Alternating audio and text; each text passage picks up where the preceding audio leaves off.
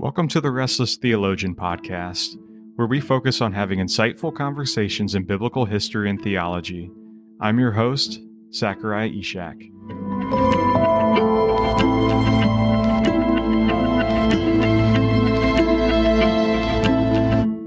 For the fifth episode of Season 2, I have a very special guest on with me, D.P. Curtin. Now, D.P. is a translator, and he's translated several works. How are you doing, D.P.? Oh, I'm all right. How are you, Zach? Good. Thank you for coming on today. I'm really excited to get into this. I actually went online and bought your book. It's called Margam Kali Pattu, and it's about the St. Thomas Christians. And can you explain to us what that title means, just the historical value behind it?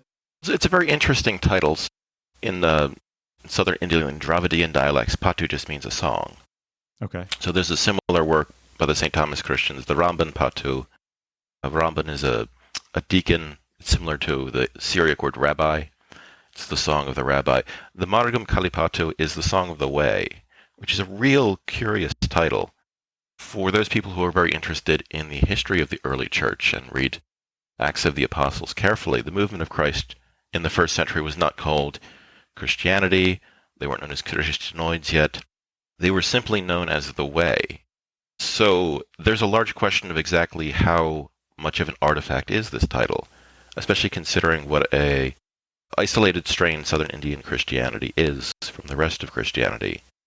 And there's the prospect that there's at least sections of this song that date back to an early tradition of Christianity. And we see that as being very specific to the St. Thomas Christians, where the song itself is very important. There's very little in terms of written documentation, but the transmission that's been done generation to generation, especially within the church, has all been musical, which is very distinctive to Indian Christianity.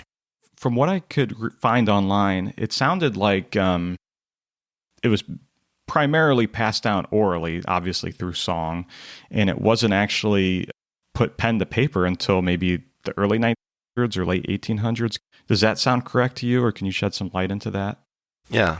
So it's a little bit of a historical quagmire here. So the songs themselves, in terms of content, do seem very ancient.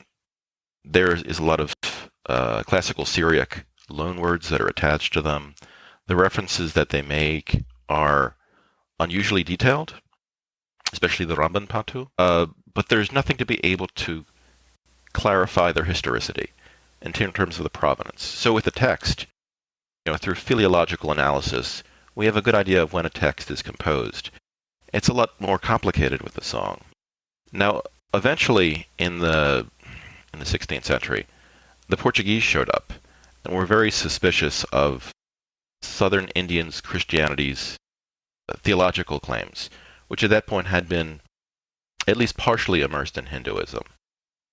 Even some of the representations of St. Thomas would not be familiar to the Western imagination, where he's the sacred board of Mylapore, a large peacock, which sometimes you still see him represented as in churches. The Portuguese were very concerned with heterodoxy, so they decided to take whatever remaining potential heretical texts and destroy them. So whatever information that we have about the early St. Thomas Christians is lost to history. These songs survive simply because they couldn't be destroyed. And the meter that's imposed on them is very specific. We recognize, even going back into the annals of prehistory, texts like the Iliad, which was intended originally to be rehearsed, to be sung. Same thing in Anglo-Saxon circles with Beowulf. There's no written composition till way long after the text itself has been considered almost an antique item. For texts like the Margam Kali Pattu, it is very much immersed in the culture of southern India. The way that it's stylized, the way that it's structured. It's just the content is distinctively Christian. And other texts like the Margam Pattu, it's a very intricate song. I think it's something like 430 stanzas. The way that it's laid out does not fit exclusively with some of the more familiar Southern Indian or Dravidian musical traditions there. There's this Syriac and potentially even Jewish undercurrent to it, which no music ethnologist has really been able to fully explain. But they stand as very strange artifacts in the history of writing Christian tradition. In about the year 1600, some of the native deacons recognized that they wanted to be able to preserve these texts, or preserve these songs, I should say, and they did start writing them down. And that's really the oldest references that we have to them to be able to document that they were pre-existent before the colonial period. There is a scholarly pushback to this, claiming that maybe some of these texts are really just inventions of the 16th century. Find that to be a very unsatisfying view.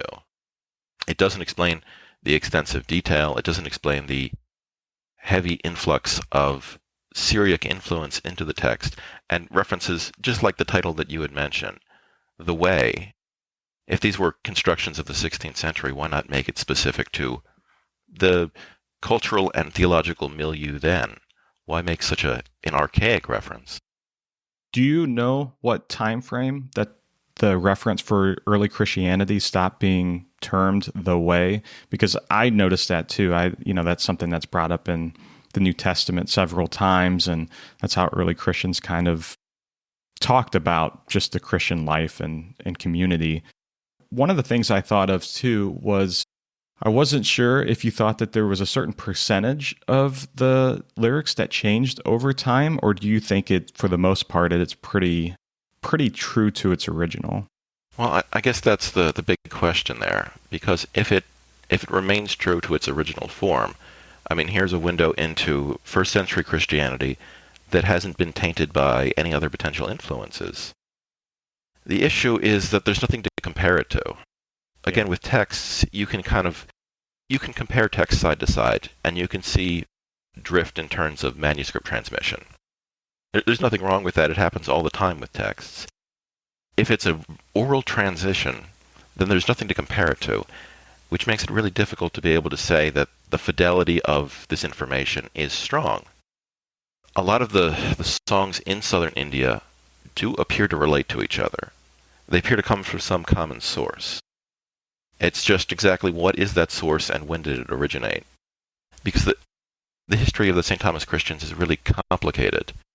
Certainly, the tradition that seems to be universal of St. Thomas the Apostle coming to southern India, we see that in all of the Latin and the Greek church fathers. Everybody talks about it, but nobody goes into any detail about it. It's just this kind of passing throwaway reference. Yeah, when it comes to the disciples, I would say definitely St. Thomas is one of the ones I don't hear referenced at all, really, about what happened to him. Or do you know if tradition holds it that he was martyred, or does it not really have any insight into that? So the tradition that appears, again, in the early church fathers is usually one that parallels what we see in, not the Acts of Thomas, that's a separate apocryphal text. We see it in the Margam Pattu, where it says that he went to Mount Chennai, which is in southern India, and he was speared to death by a group of Brahmin who were trying to get him to worship the local deity. And his tomb remains on Mount Chennai to this day. It's a major site of pilgrimage. It's in the southwest coast of India. For the most part, the majority of the Syro-Malabar and Syro-Malankar community is in this very specific section. But you're right, there really isn't a lot of talk about Thomas. So clearly in reading the New Testament, there's a lot of talk of Paul and Peter.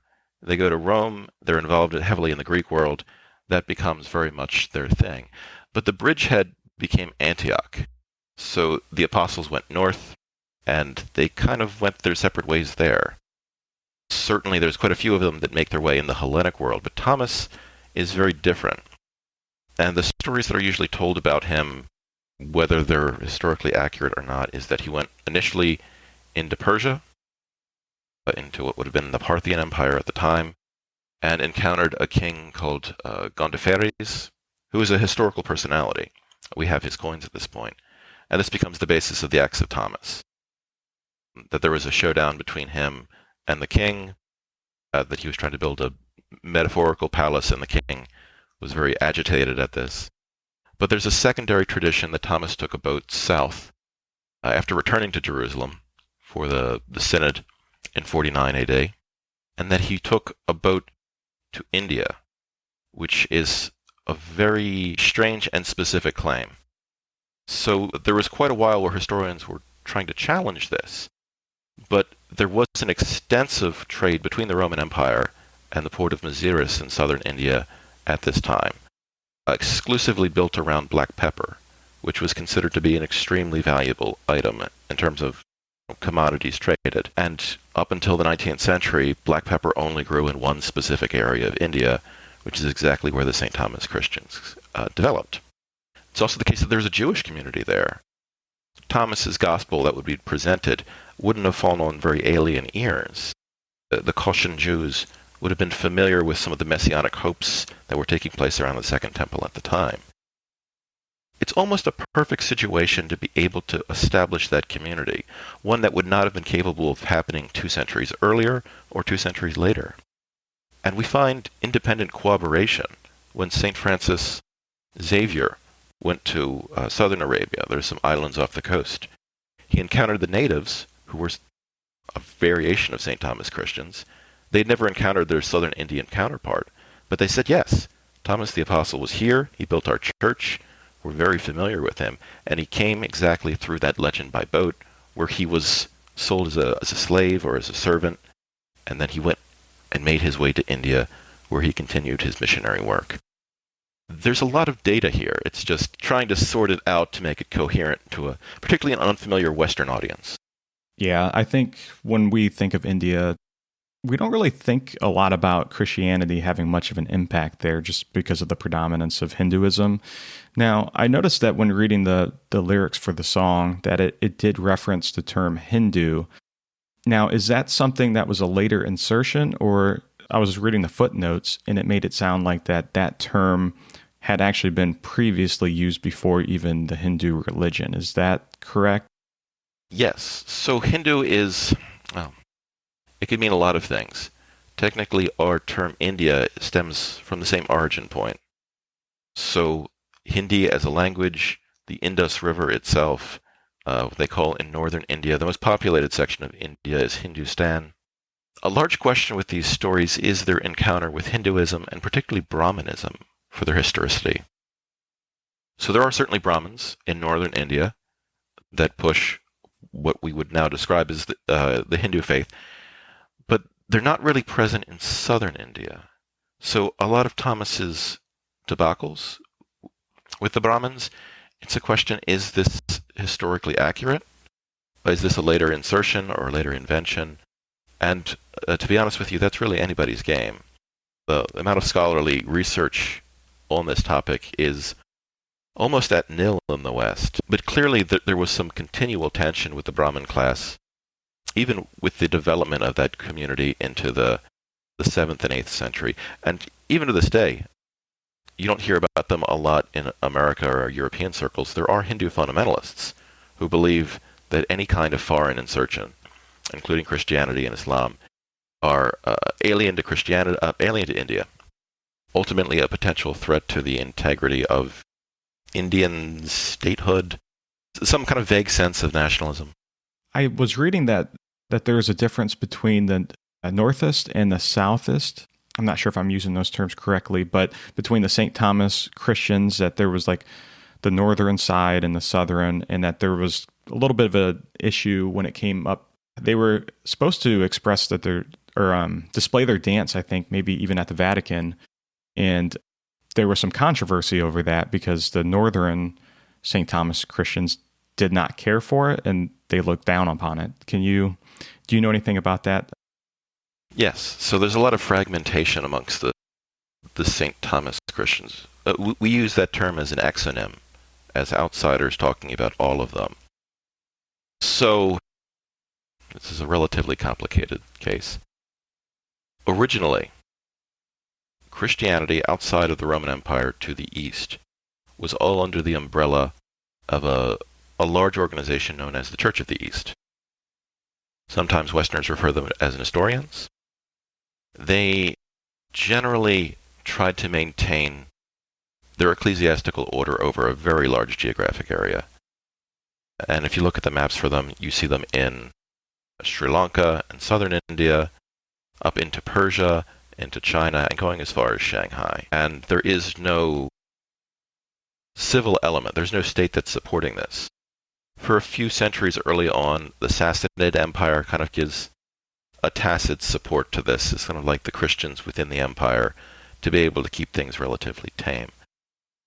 This is the status quo for quite a while, up until the Mongol invasion, at which time several Mongol Khans did not like the Church of the East. They'd been very familiar with it, but they had made an active effort to demolish it as best possible, which is why no one really considers the Church of the East to be a major denomination today.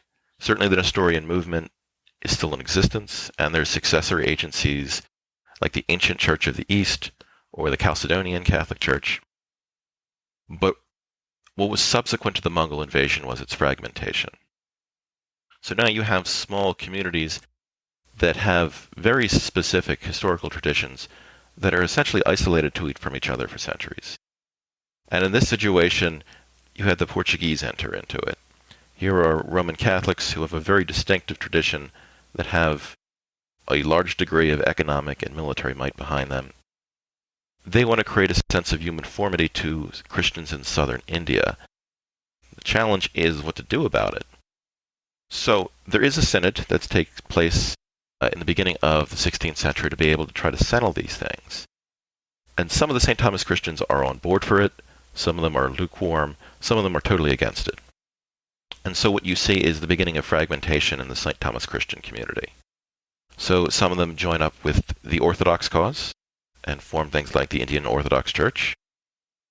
Some of them want to maintain their distinctive East Syriac liturgical tradition, the Liturgy of St. James, which is one of the oldest in Christianity, and that becomes the Holy Korbana within the Syrio-Malankara Church. And later on you see the introduction of Protestantism, the Church of India through the Anglican tradition. So when we talk about St. Thomas Christians, they're not a single homogeneous group. There was a time when they were. But this comes down to not only a denominational split, but a split between largely a geographical split, with the Northernists tend to look down on the Southernist tradition. There is a little bit of that in Indian culture in general, where South India is considered to be very rural and very agrarian, and Northern India is considered to be industrial and metropolitan. Some of that might be leading through. There's also the issue, and this is very specific to Indian Christianity, of caste. There are separate churches in the St. Thomas tradition, specifically for caste, where you have a church for the Brahmin class, the upper echelon of Indian society, and you also have churches for the Dalits, the untouchables. This is something that clearly has nothing to do with Christianity, but it has immersed itself into the life of St. Thomas Christians. And a lot of resentment has been built up about this. So the tradition that exists that St. Thomas had come to India, and was he converting the Brahmin class? Was he converting a general portion of the population? Was he going for the lowest end, the poor, the destitute, the ones who we usually associate Christianity with in the West? There's not really a clear answer to that, and it remains not only a historical sticking point, but a cultural sticking point between St. Thomas Christians, where clearly the Dalits believe that, yes, Thomas came here for the poor, for the working class, for the people who really are desperate for the gospel to be here. Straight from Matthew's gospel itself, blessed are the poor. That is his purpose, that was his social mission, that is part of his ministry. But there is pushback to that. I want to touch on a couple of things that you brought up. One being, have you ever heard of liberation theology? Oh yeah, I'm familiar with liberation theology. Yeah, that kind of reminds me of it a little bit, because I feel like, it's a little bit more geared towards the poor, as in, being the ones that Christ is saving, and not about the gospel being spread equally to all men, but almost targeting the oppressed. And I'm not an advocate for liberation theology, but the distinctions between these groups, in terms of like monetary wealth or lack thereof, it definitely does make me think of a little bit of that. Like when you start kind of tying the gospel message to a specific caste within India. And I do find that very fascinating to think about, that there may be a little bit of a hostility there between the classes, because I think a caste system is definitely a foreign concept to us. The other thing I wanted to mention was, you said that some of the St. Thomas Christians kind of geared more towards the East, and about how the liturgical practices more in the West do not seem to have any form of song or dances associated with it, and how that's like distinctive specifically to the St. Thomas Christians. Did some of that bleed over into any sort of Eastern churches or the Orthodox Church? So churches do usually have some kind of relationship. The closest relationship that St. Thomas Christians have is to Syriac Christianity. So like the names of the ones that are in union with Rome, the Syrio-Malabar, the Syrio-Malankar, their tradition is heavily Syriac. And it does kind of blur the line historically too. So Thomas came to India in the 1st century, but then about 2 or 3 centuries later we have this historical personality, a Thomas of Cana. We don't know exactly what that surname is supposed to be, but he came with a large group of Syriac refugees to southern India, who then settled the region, and there's not really a lot of information about this event. We can clearly see it happening. We can see it linguistically in the language that's being slowly pervasive in southern India, but also in the tradition. There's just no outside documentation. This is a later tradition, probably from like the 8th or 9th century. And it also blurs the line because now we have 2 St. Thomases that are coming in that are doing very similar things. And so, are we making any attributional errors historically? Like in southern India, it's claimed that St. Thomas, the apostle, founded 7 churches in the south, all of which with very exceedingly long names. But is that the right St. Thomas? In terms of the establishment of formal church structures, is that something that we can really attribute to the apostolic age, which we usually attribute to house churches, right? Not the more formal, particularly familiar to the West, basilica-style churches. This is the struggle historically. So we're in a situation now where we have 2 St. Thomases. We have them being very similar in a situation where there is no documentation. There's just no records whatsoever, but a historical tradition that is a little hard to discern. And what's more, most of these documents are unfamiliar to Western scholars.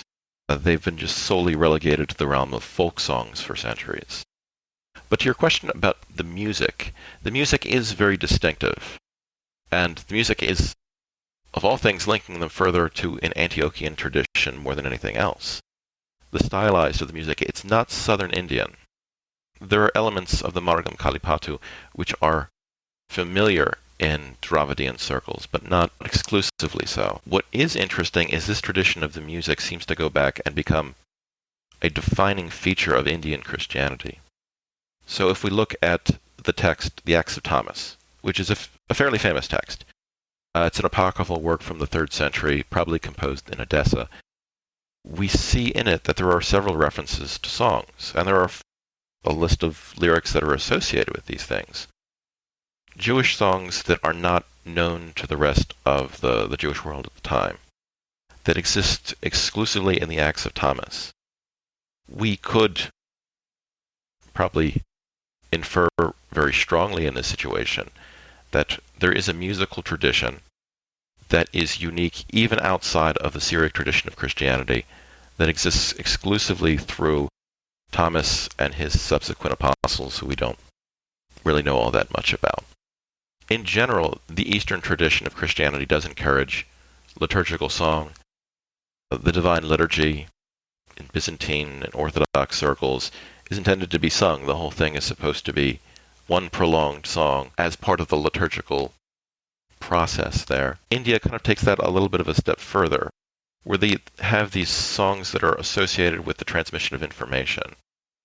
So songs like the Margam Pattu are intended to be liturgical, but they're also brought out at festivals, especially at wedding festivals, which is very interesting because it pairs very heavily to the earliest references that we have to these songs in the Acts of Thomas. What would you say that are a couple of the most predominant, or prominent, I should say, themes within the Margam Kali Pattu? I think because of its brevity, that might be hard to say. In contrast to the Margam Kali Pattu, the Ramban Pattu clearly is intended and composed to be a chronology of events. So if the question is, St. Thomas was here, what did he do? It seems to be a response to that as an attempt at pedagogy for the early community there, saying, yes, Thomas went here, Thomas did this, Thomas founded that church, he encountered the Brahmins. There's even one line from it which claims that he went to China, which seems very historically unlikely. It's probably an interjection to the story. Confabulation of Chennai, which is a mountain, the one that he died on, rather than the more familiar Chennai, which would be China itself. If there's a latent theme attached to it, I think it's the intention of trying to go back to the very origin point of that community. And Thomas holds the position of tremendous predominance, in the same way that Peter does if you would walk around the city of Rome. It's hard to throw a stone without seeing a reference to Peter in Rome. In southern India, amongst the St. Thomas Christians, the Nasrani, Thomas is everywhere. Thomas is an extremely popular name, even to this day. Thomas is invoked in the liturgy, in all the churches. Thomas is the main man for southern Indian Christianity.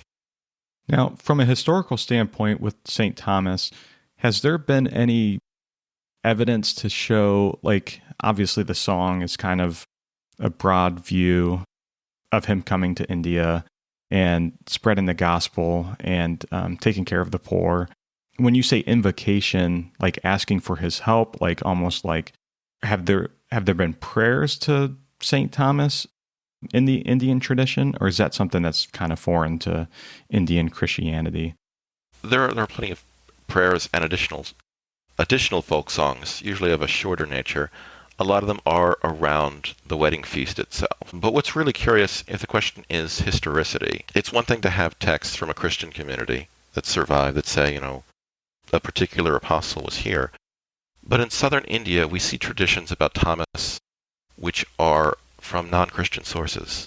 So southern Indian pantheons, there's one, we can't even call him a deity in particular. He's usually called Thondachan or Tomachan, the old man Thomas, who is memorialized outside of the homes for southern Indian Hindus. And his point of origin is very strange, because they say that he was a holy man who came from the West and arrived in India. There's not really a lot of detail about what that looks like. There is one family who is Hindu that tells a story about Tomachan that said that he had come off the boat and that he was very ill, and that their family had offered him hospitality and brought a doctor and had him cured. And that, I'm seeing if I can remember this correctly, that once he was cured, he got up and was very thankful for them and gave them 4 pieces of silver, 4 silver tyrant shekels, which the family still maintains to this day. They won't sell them, they won't touch them, but it's very hard to explain why a family in southern India has such a reverence for this character and holds on to 4 pieces of silver from the Middle East in the 1st century. The point of origin for that, the etiology of that would be very strange, unless it was reflecting something that was taking place as a historical event. When it comes to liturgical, like the liturgical dance, I wanted to find out from you, do you think that there's, like when you said the Portuguese came and didn't know really what to make of the St. Thomas Christians, do you feel that like there was some hostility overall towards the idea of dancing in a liturgical type setting? Because from what I can tell, it seems like with the West, it does seem like that's kind of a foreign concept entirely. I'm really curious how the Portuguese really handled that. Well, the Portuguese were very concerned in what they encountered. Some things have to do with the intentional liturgical Latinization of peoples that they would encounter. And we saw things very similar in Ethiopia at the time, where the Portuguese certainly made themselves very unwelcome there very quickly.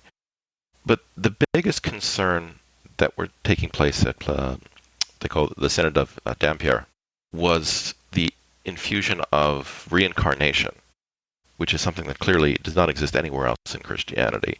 There were elements that they were concerned about in terms of formal teaching that unfortunately we don't know a lot about, because the few documents that did exist were destroyed by that synod, and the only things that seem to survive are just the oral traditions. The canons of that synod are publicly available, very long and tedious, and they do mention a list of books that would be fascinating if we could really find copies of them. But it's been 5 centuries, and I have not seen any references to them since. Specific to dance, I don't know if the Portuguese were so much concerned with dance. It was more with the content. The content was certainly very alarming to them, and some of their even representations. So, Southern Indian St. Thomas Christian art is very specific. They're clearly drawing from their own cultural milieu in the same way that all Christianity does. In this case, the representation of the devil as the goddess Kali, who's picking up and digesting his opponents, that was very concerning to them. So trying to, in this case, separate Southern Indian Christians from their distinctively Indian culture was kind of at the heart of that council. I'm trying to think, I don't think there was anything specific to dance. Dance was kind of practiced in the backwoods of Kerala for quite a while, but even to this day, in any of those Catholic or Orthodox circles, it usually is incorporated into liturgical festivals itself. Now, how did you stumble across this work and translating it? Now, I'm assuming it wasn't like readily available anywhere, and how did you just decide that this was a work that you were going to translate or have translated? Yeah.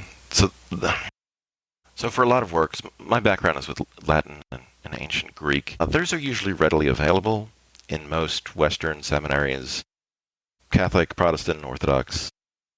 They're a known quantity. Even for ones that are relatively obscure, you can inevitably find a copy of them. But I've been very interested in the kind of Christianity that was existing outside of the Roman Empire, because it's unfamiliar, especially the further east that we go. There's other similar alien traditions, let's say, in Ethiopia, which had the opportunity to develop separate from the rest of Christianity, and to some degree in Armenia. But the East Syriac, Persian, and Indian experience of Christianity seemed totally unfamiliar to me. Trying to find those texts, though, especially years ago, was basically impossible. The advent of the internet certainly has expedited things like that. Some of it was just kind of asking around in communities and trying to get a sense of like, okay, I know this is an important text for you. Where can I get a copy of it? It is usually relatively easy to do so if you have some boots on the ground.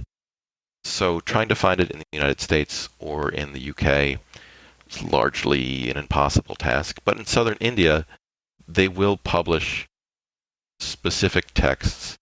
And I believe the Indian Orthodox Church has been very public about some of these works. So initially trying to get a copy of these. The step from there becomes what to do with it, because clearly this is a language that's totally unintelligible to me. The jump from ancient Greek to medieval Greek was a challenge, but this is a language that's not even an Indo-European language. It has no relationship to anything that I'm familiar with. So trying to bring in, first and foremost, transcribers to be able to take the text and put it into a document form, and then having translators who are familiar with the work itself, which even that is a challenge, because the way that these songs are composed, if you look at the actual lexicography of it, sometimes there are no spaces between words. They're just full words. The stanzas themselves are an entire word. That makes things very challenging. In addition to that, the archaic use of that language, because it is standalone, also serves as a potential barrier to us trying to understand exactly what it is. In terms of the validity and quality of that translation. I feel like it's reasonable, but like a translation with any other tongue, it's not perfect. Yeah. There's implicit meanings that we're clearly missing that are lost in translation because there's no way to be able to fully do so. I think this work probably represents kind of a first generation of Western scholars kind of dipping into Indian Christian texts which have been largely ignored, trying to work through even some of the cultural references that are taking place in either the Margam Kali Pattu or the Margam Pattu is also a little bit of a touchstone moment, because there is a lot of Dravidian culture that's inserted into these things that I'm not familiar with, that requires some additional consultation to be able to comprehend. Some of the content I could see being super difficult to try to understand because of the time frame it's in, and some phrases and idioms and just kind of that's very specific to the culture and the time period. I could see it being also too. There's times I think even in the Greek, from Hebrew to Greek, like the term, I know we talked about this before, Sheol and then Hades, about how there really wasn't a comparable word in the Greek to represent Sheol. So, and Hades was more of obviously a Greek term. So sometimes there's not a one-to-one translation, which I can see adding an extra layer of difficulty. So when it comes to foreign languages, the more culturally removed you are from that language, the more difficult it is going to be. And Greek, with its multiple meanings for words, which certainly come up relatively frequently in the New Testament and even in the Church Fathers, is still relatively proximal to English. So I know there's all kinds of disputes over the interpretation of words like presbyteros, whether that's supposed to be priest or minister or some kind of elder, but all of those are acceptable understandings because we share similar cultural touchstones. We don't have as many similar cultural touchstones with southern India. So even in that word that I had mentioned earlier, Ramban, which we take from rabbi, it doesn't really fit our understanding of it. In the Indian Orthodox Church, it's usually used to refer to a deacon, but it's also used to mean a teacher or a professor, an association with a diaconal role, which we really don't have in the West. So there was always the temptation to try to translate that title distinctively as the rabbi's song or the teacher's song, but it wouldn't really make a lot of sense. Sometimes preserving the original word itself is valuable, just to be able to keep intact some of the cultural meaning of that word. Yeah. Especially if it's totally untranslatable. These are all some of the challenges that come in trying to translate any kind of text, where the cultural divide is fairly vast. And you also see it in the famous Jesus Sutras, texts of Christ's life that had made their way into southern China. In the understanding of Han Chinese, how do you translate words like Holy Ghost? There is no understanding of holy in the Western sense in China, so they usually talk of the cool wind, which to our understanding is very, very different, a very different phraseology altogether. There's a hard task of trying to be able to not only translate words, but translate culture when it comes to any kind of historical document like this. And it's a big challenge, because there's no clear, singular way of doing that.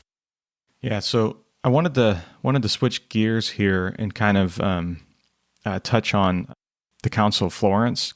I know that was one that we wanted to kind of hit.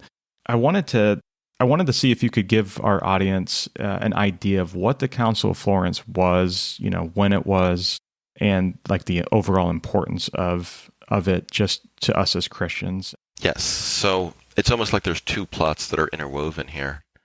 So I guess starting off in the East, starting in about the year 1400, it becomes increasingly clear that the days of the Eastern Roman Empire are fairly limited. The rise of the Ottoman Turks had been essentially a continual march westward to the point where the Balkans and all of Anatolia were essentially under their control.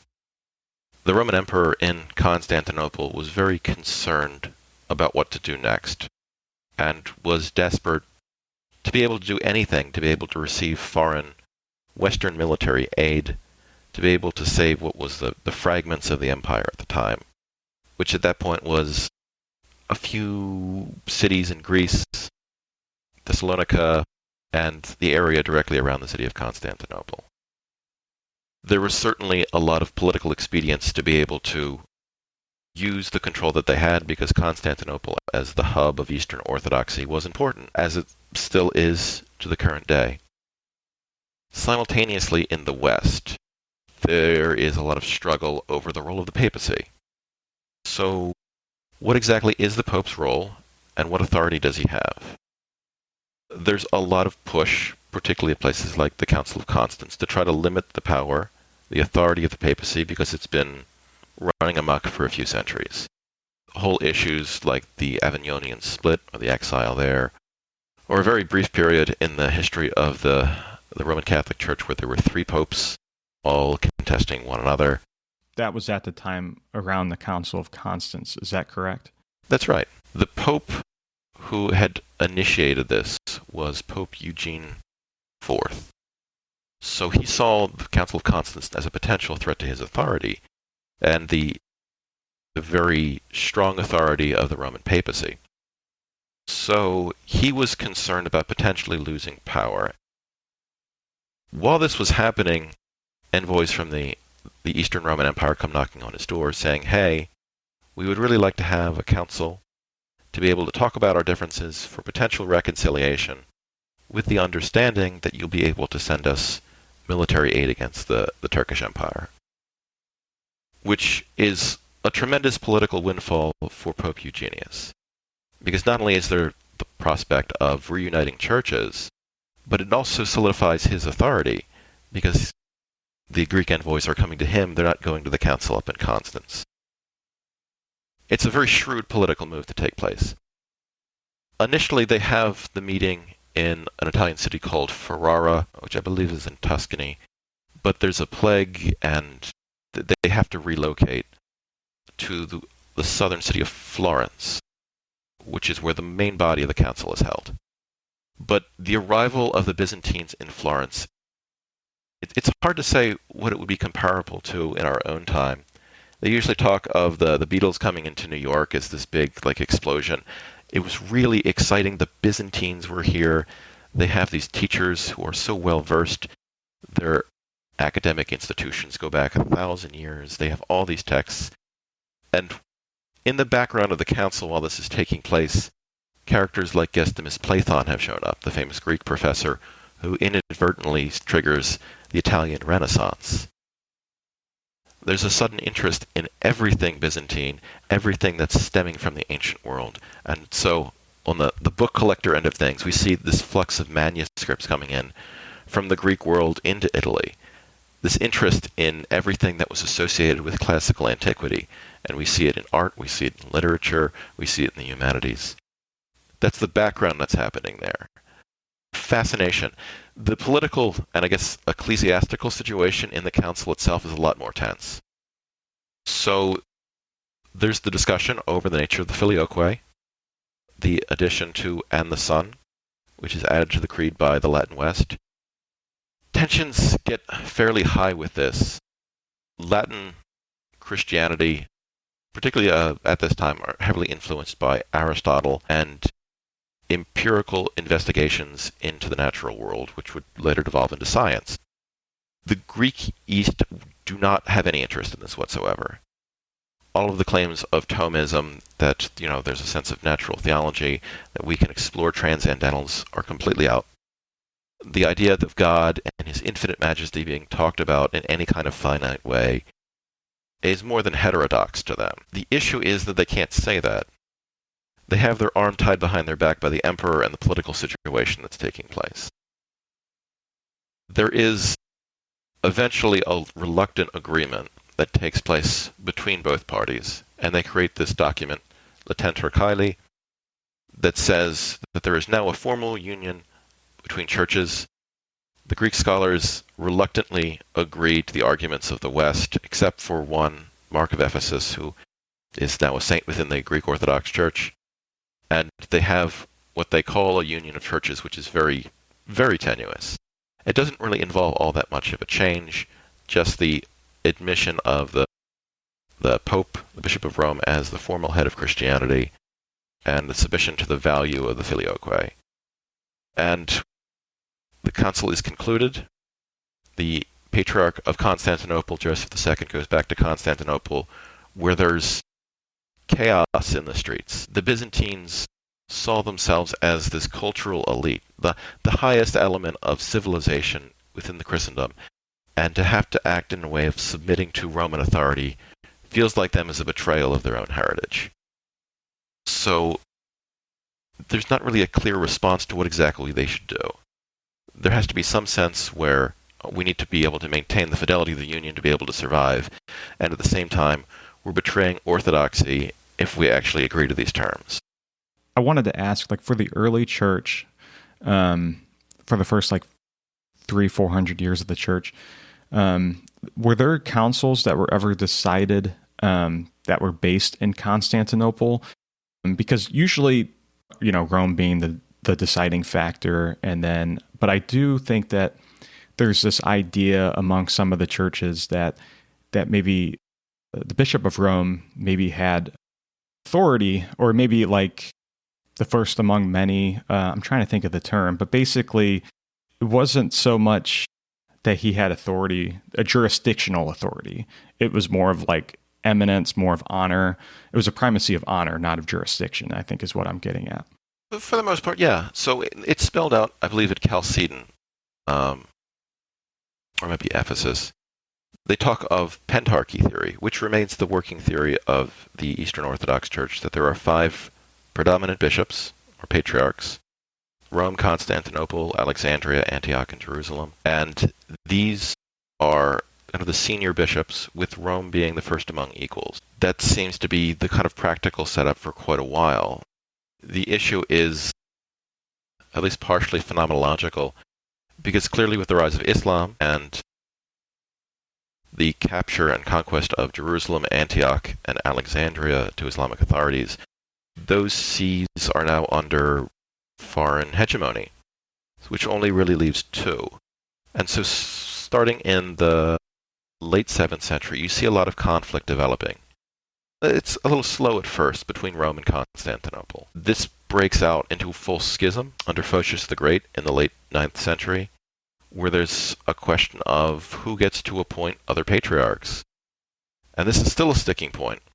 So the Orthodox Church has a council at Constantinople, which they call Fourth Constantinople, but it's different from the Roman Catholic Fourth Constantinople, which takes place 20 years earlier.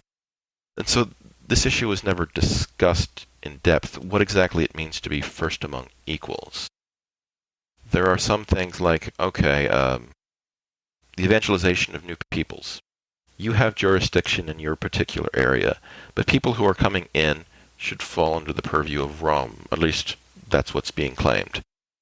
So with groups like the Bulgars, who are a new people, but they enter into the jurisdiction of the Patriarch of Constantinople, who has the rightful authority there? Now, Rome initially tries to claim that it's them. And the same thing with all Slavic peoples. Eventually, an uncomfortable alliance has to take place where some Slavic peoples become Roman Catholic and some become Eastern Orthodox. So places like Poland and Czechia and Croatia are all on the Catholic end of that. But clearly, if you go into the Ukraine and Russia and Belarus and Romania and Bulgaria, they fall on the opposite end of that split. Because these are never really well defined, and the politics are also shifting as well, where clearly Constantinople is heavily tied to the imperial court of the Roman Emperor, the development of the Frankish Empire in the West, and the subsequent Holy Roman Empire creates a separate sense of loyalty there, particularly as Charlemagne and his successors are considered to be guardians of the Pope, creates a set of shifting loyalty. So prior to this, if there's just one emperor, it's easy to maintain loyalty to that one person, but now there's 2, with 2 different demands, and 2 different senses of, I guess we can call it political theology. Yeah. which create a little bit of a caustic situation going into the alleged official split in 1054. Now, going back to Mark of Ephesus, and he was the only one, from my understanding, that really disagreed with the Council of Florence. Now, did he even attend the Council of Florence, or no? I believe he was in attendance, but my understanding is that he refused to sign anything. So in the Greek Orthodox world, he is considered a hero for that, for refuting the council, for refusing to submit to the arguments of the Latin clerics, especially with having so much political pressure applied to him by the Emperor John VIII. Clearly, that council didn't work out, and a lot of the aftermath of it is, well, it's inspired a lot of the political tension of our own time. There is a deep distrust in the Orthodox Church of any attempt at ecumenism with the West. Even the arrival a few years ago of Pope John Paul in Greece, which was very unwelcome, or Pope Francis into Georgia. There's always the concern amongst the Orthodox Church members that the West is not sincere about its interest in ecumenism, and is really just kind of this divide and conquer. Even with Eastern Catholic churches. When I was on residency, there was a seminary in Johnstown, Pennsylvania, a group that were originally Orthodox and then had made the jump to Catholic in the 17th century, but were mistreated by the Latin clergy in America. They were trying to be Latinized and have all these other things that were associated with Roman liturgical traditions, so they decided to get up and switch back to Orthodoxy, which is a very roundabout way of operating. But that's a very, very real fear here, that we're going to have these foreigners who are going to come in and try to change things around and mess with the root of Orthodox Christianity, with the true doctrine. Yeah, with the Orthodox Church, definitely the Eastern Christians, they probably viewed it as, it's not ecumenicalism, it's more of like trying to get the Orthodox Church to bring them back into the fold. Maybe that's how they're viewing it, and they're probably fearful of losing their distinctives. What's really interesting, there was a couple of things I wanted to bring up, and I did watch a video about Eastern Orthodoxy, and there was two things that kind of stood out to me.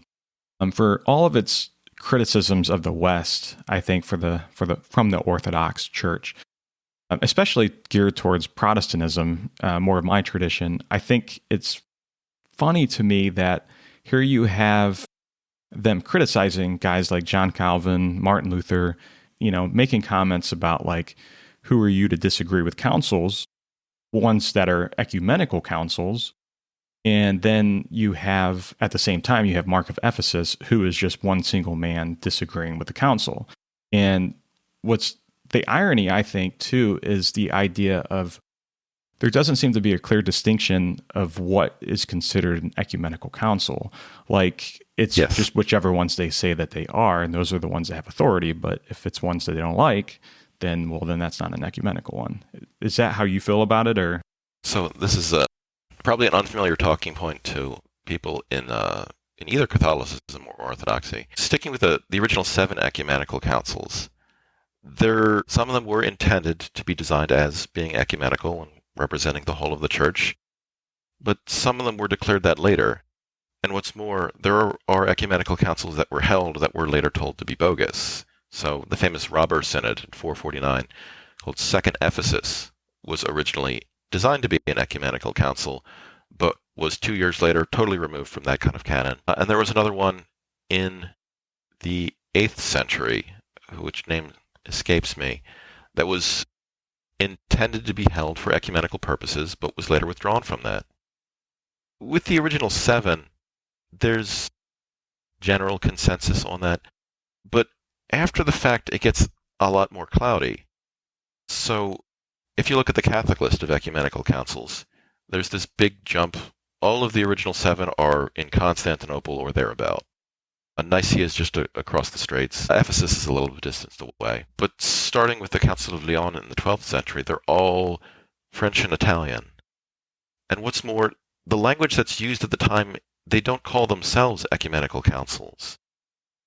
It's not until the Council of Trent where there's this retroactive look to be able to say that there's a line of continuity between the old imperial councils, the seven in the East, and the more recent ones that are held under the authority of the Pope, so that there's a clear line from Nicaea to Trent.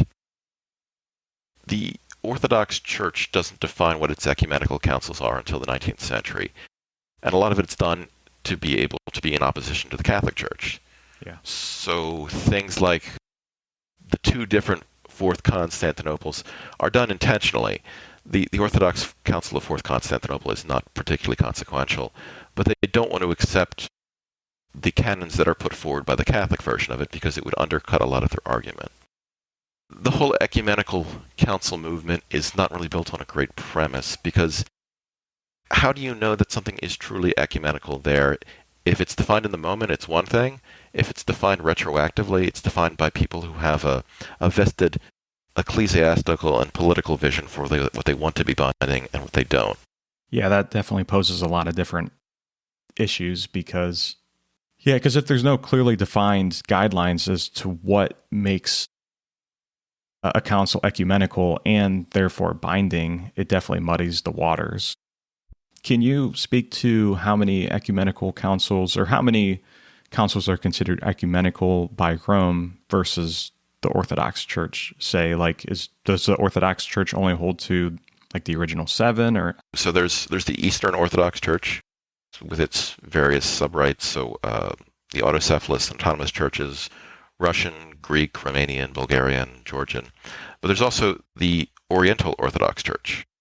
So the Ethiopian Orthodox Church, the Armenian Apostolic Church, the Coptic Orthodox Church. I recognize a lot of people who are unfamiliar with that community get very confused because these two Orthodox communions are not speaking to each other. Some communication there. Going down the list, everyone universally accepts the First Council of Nicaea in 325 and the subsequent First Council of Constantinople in 381. Even when you go into Nestorian circles, they have a council of their own at Seleucia, Sophistion, and 410 that say, yes, we agree to these two councils. We're in full accord on everything that they have to say, most of which has to do with Arianism and the Nicene Creed that we're all familiar with. It's after that point where things get a little bit more murky. So in 431, there's the Council of Ephesus, which has to deal with other Christological controversies where things start to get a bit hazier, especially on the Oriental Orthodox end of things. And the Council of Chalcedon, which follows 20 years later, where you have churches which are distinctively pro-Chalcedon and churches that are anti-Chalcedon. And this is very strong amongst the Copts and the Syriacites in particular. The Orthodox and the Catholic churches accept all of those. There's no issue. And they accept the following three councils: Second Constantinople, Third Constantinople, and First Nicaea. At least eventually. The West initially tried to push back against Second Nicaea. They had a synod at Frankfurt dealing with the iconoclast controversy. But eventually, everyone's on the same page there. It's just what happens subsequent to this that starts to create the issue of tension in what's ecumenical. So the Catholic Church has, I want to say, 23 ecumenical councils, going all the way up to the most recent Vatican II in 1965. The Orthodox Church does have some later ecumenical councils, none of which they share with the Catholic Church. I believe there was a Synod of Jerusalem in the 17th century. Most of that was responding to Protestantism and claims of biblical canon. But for the most part, there really hasn't been an ecumenical council in the Orthodox Church in about 700 years. Some of that is for political reasons. Clearly, a large number of the Orthodox faithful in the East have been under the suzerainty of the Turkish Empire, so there really wasn't the opportunity to do so. There have been more recent pan-Orthodox councils to be able to try to establish something like that. But there's no notion of trying to contemporize like what you see in the West and distinctively within the Catholic Church with its modern understanding of ecumenical councils. I do think that there's probably some difficulties with the Orthodox when it comes to You would think that they would be trying to avoid having too many ecumenical, or what they would term ecumenical councils, because if it's, if their church is never changing, I think adding too many different councils on top of that could make it really complicated pretty quickly. Because if it can't change, then it's like any sort of new sort of development of theology or understanding of theology, I think it might be presented with hostility. Because I think that, in my opinion, I think the West hasn't been able to grow a lot more. And obviously I'm going to be biased in this, in terms of its theological concepts and understandings, because of its willingness for growth. Yeah, so the Orthodox Church is always very concerned about what they'll call innovations. So most apostolic churches are very interested in their sense of tradition, in being able to stem back centuries and have things vetted through them. But Orthodoxy is very concerned with things that are being inserted that have nothing to do with either the biblical foundation of Christianity or its subsequent tradition. So there are things at the forefront of that, like the Catholic postulation of purgatory, which certainly is opposed in Protestant circles for being unbiblical, but in Orthodox circles it's usually called just that, as being an innovation. Like, where are you getting this from? The Church Fathers. There's some Church Fathers that talk about universalist redemption. Certainly Gregory of Nyssa is very big on the idea that every Christian should pay for every soul, including the redemption of the devil himself. But that's not the same thing as purgatory. And so the argument is a relatively tenuous one to try to claim that it's a foundation from something older. Usually the Roman Catholic Church talks about things that can be philosophically thought out, that are able to be developed, and the attempt to try to be a church that's living in the contemporary world. The Orthodox claims are usually the church is contemporary because it's eternal. There's no reason to change anything. The ideas of Vatican II would be so incredibly alien to any kind of Orthodox clergy for that very reason. Although I believe that they were offered to be observers for that council, even if they weren't participating in it. Going back to what you said about innovation, I think that that's really important because, like in the Reformed tradition, you have like the Ordo Salutis, and I think every Christian tradition has this. It's just the order that we're discussing. And pinpointing a system that already exists within Scripture. Even the Trinity itself, that term isn't used in Scripture. We know it to be a biblical true concept, or at the heart of what Christianity is about, 3 in 1, Father, Son, and Holy Spirit. So I think that there's maybe an elaboration on doctrine that exists, but also too, you have to kind of set the backdrop as being, we can't invent doctrines out of thin air at the same time. So it's just a question of how much do we change and what can be changed without changing who we are as Christians. Because I think that that's the issue. A lot of the West has been facing the progressive movement. I think that there's been a lot of churches that have had difficulty because once you get more of the liberal strain within the churches, it affects their politics as well as their theology. And I think the Orthodox is fairly good at resisting this because obviously they're not big on innovation. They're not big on, it's a little bit more of trying to keep things status quo and the same. But I think that as Christians in the West, I think that there's pros and cons to like being resistant towards change because we don't want to change the Scriptures, the gospel, the message. But at the same time, the theological thought and the elaboration and commentary that's given by a lot of important, Roman Catholic and Protestant theologians have benefited the church, I think, as a whole.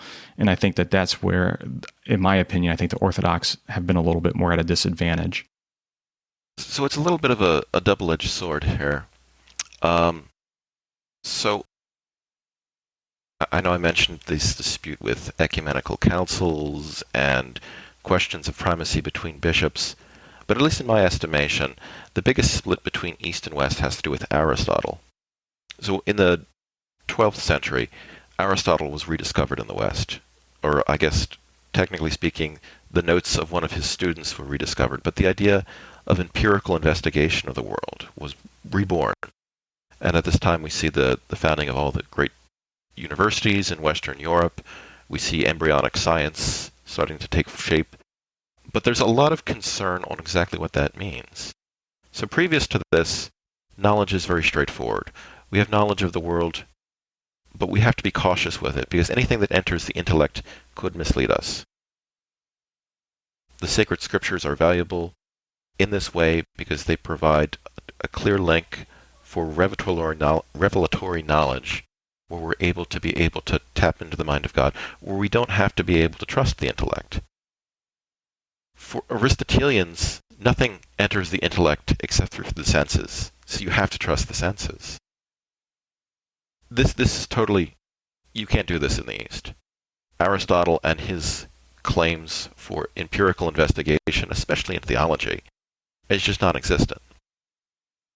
When this enters in, it does a lot of things. So we can start to be able to philosophize more about the nature of God, about how do we interpret the scriptures as a document, which is the short road to the development of Protestantism and individualism, which are now, trying to talk about the West outside of the context of individualism would be really difficult. But this ability to be able to explore the world outside of the context of exclusively Scripture does open us up to a lot of other potential things.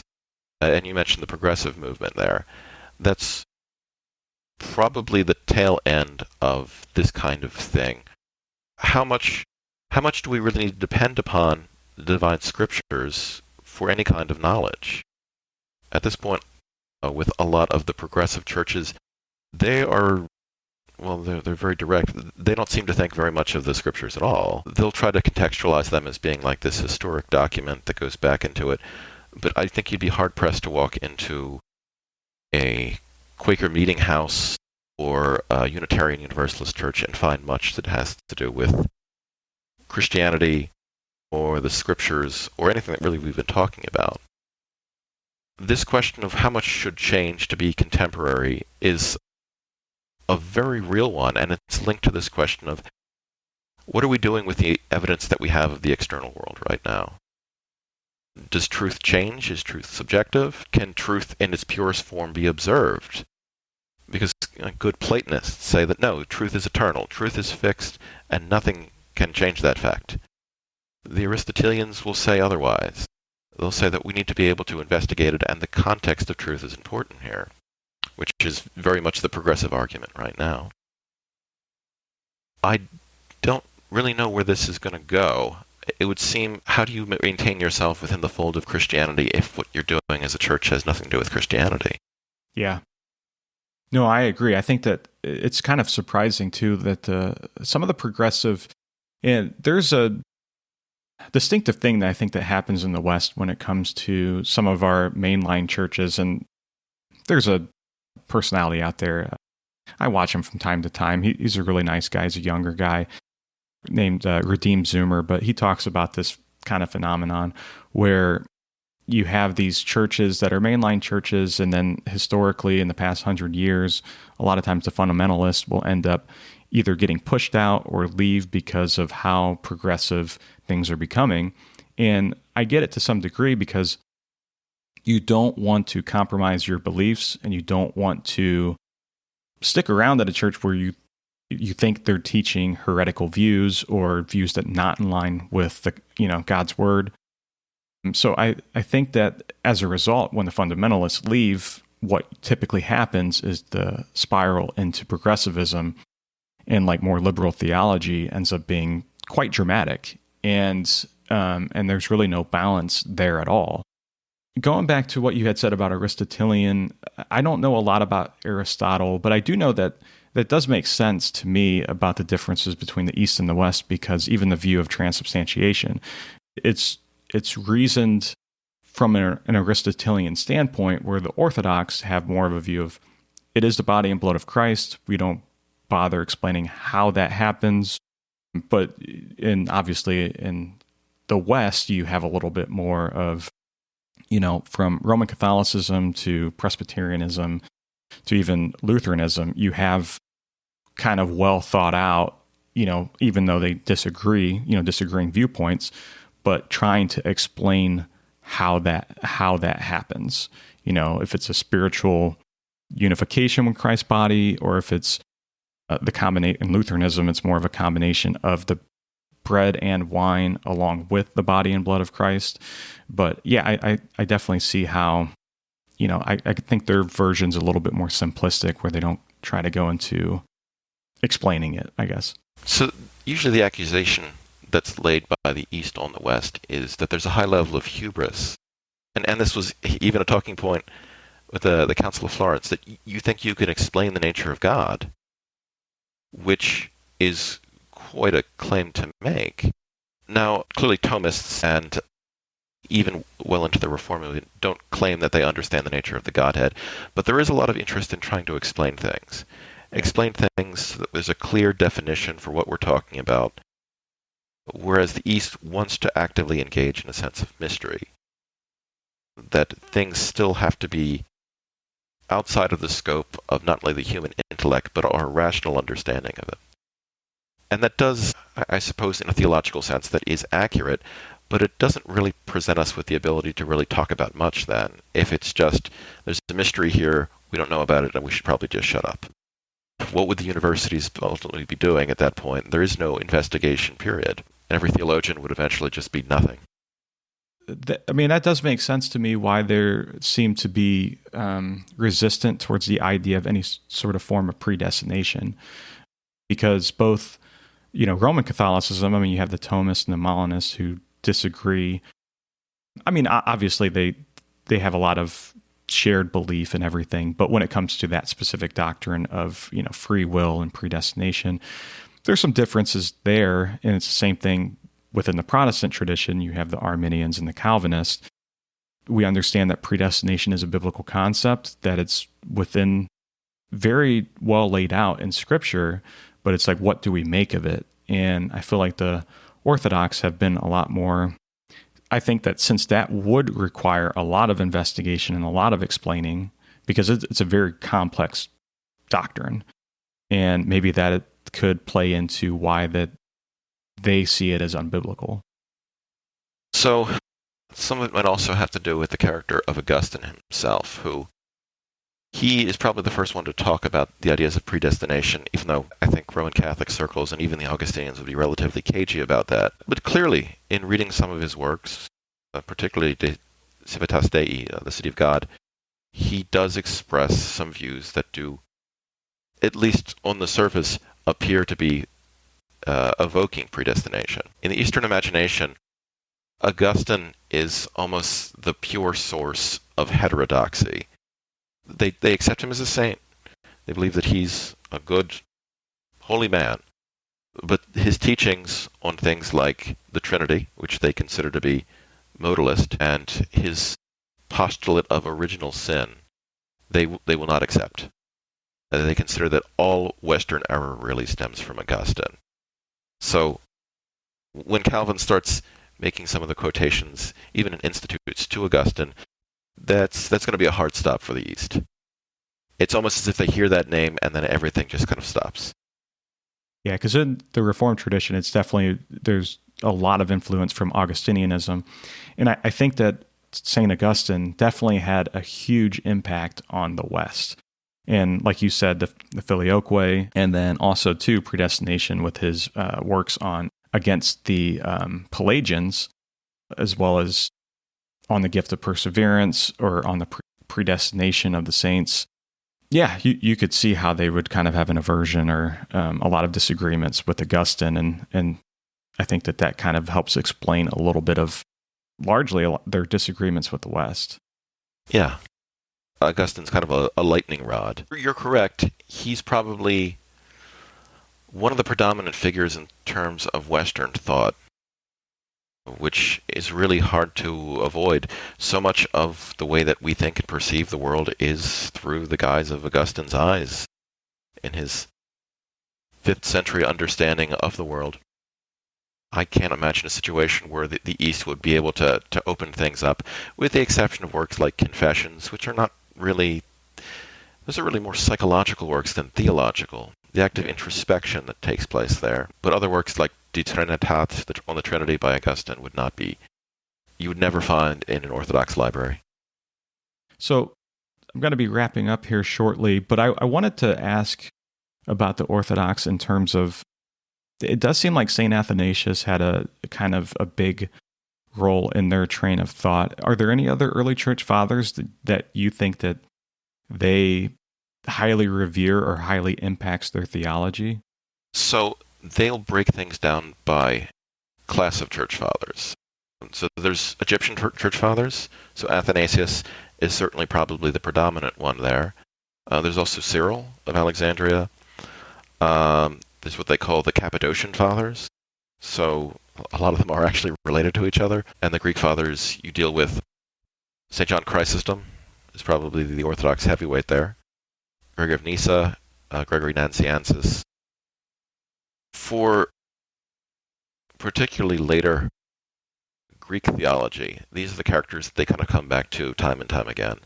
They'll accept some of what they call the Latin fathers. So Jerome and Ambrose usually take a distinctive position there, but they're not quite the heavy hitters, particularly ones like St. John Chrysostom and St. Basil the Great, who are brought up time and time again as what it really means in the mind of the Orthodox to be Orthodox. This is the saint that we go to. Whereas the West will pick someone like Augustine as kind of their cultural touchstone. I wanted to see if you could maybe tell our listeners a little bit about the Scriptorium project, about your work as a translator, and what that entails, and how they can find you, and why you find that the work is super important and relevant to Christians of all denominations. Yeah, so to a certain degree, this is almost an ecumenical project. The Scriptorium project has been running for, I guess, about 20 years now. What we are is a large library of texts relating to the history of Christianity from roughly the fall of the Roman Empire in the West, from 476 until about the middle of the 15th century. So about 1,000 years of history. Texts that have, for my part, really not been accessible to most people. Some of it has been the barrier of time, or the fact that libraries don't tend to carry this kind of thing. But some of it is the language barrier itself. Trying to make texts publicly available so that you're able to go back to the primary source, the original document itself, and see what exactly has been said. And that's true for councils, for church fathers, for relatively arcane documents that you wouldn't have access to. The Persian councils in the Sassanid Empire are very popular, trying to encourage people to be able to read documents that go deep into the history of Christianity, so that maybe they're able to understand better exactly where the roots of these divisions take place, why there is a long-standing division between Eastern and Western churches. Even within Western churches, there's the appeal to particular traditions. Catholicism certainly claims a lot of things in terms of its traditional life. Where do those things come from? They're just pulled at random, or are they from distinctive sources?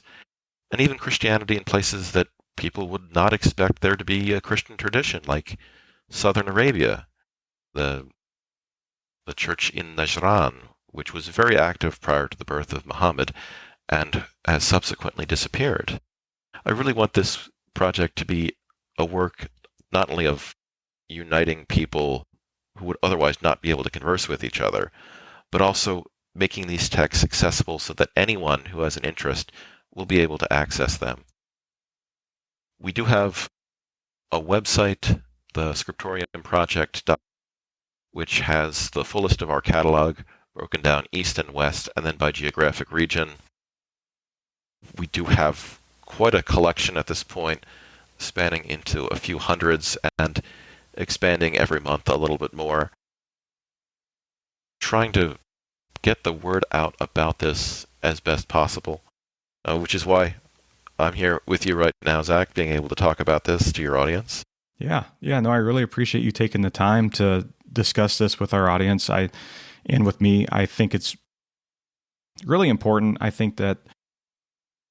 do think a lot of people, a lot of Christians, that they might read a lot of current works, but I think that the early church fathers, there's a lot of just fascinating history as well as the theology that's there, and seeing how that plays out throughout history as well.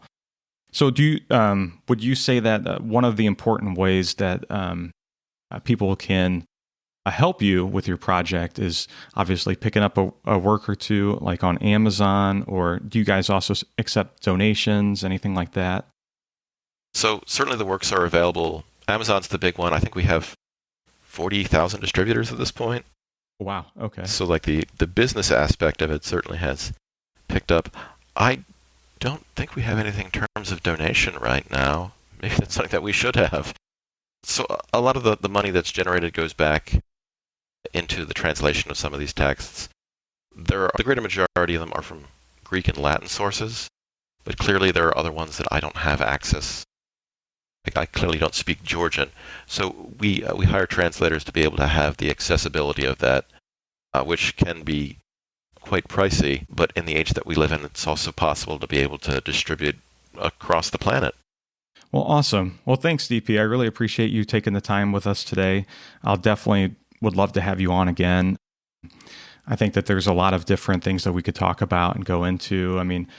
I definitely think that the rise of Islam, I think, would be another fascinating one to discuss, because I feel like as Christians, I myself included, I don't know a lot about Islam other than, I know that their idea of the Trinity is very absurd to them, because they view it as three gods rather than three persons in one Godhead.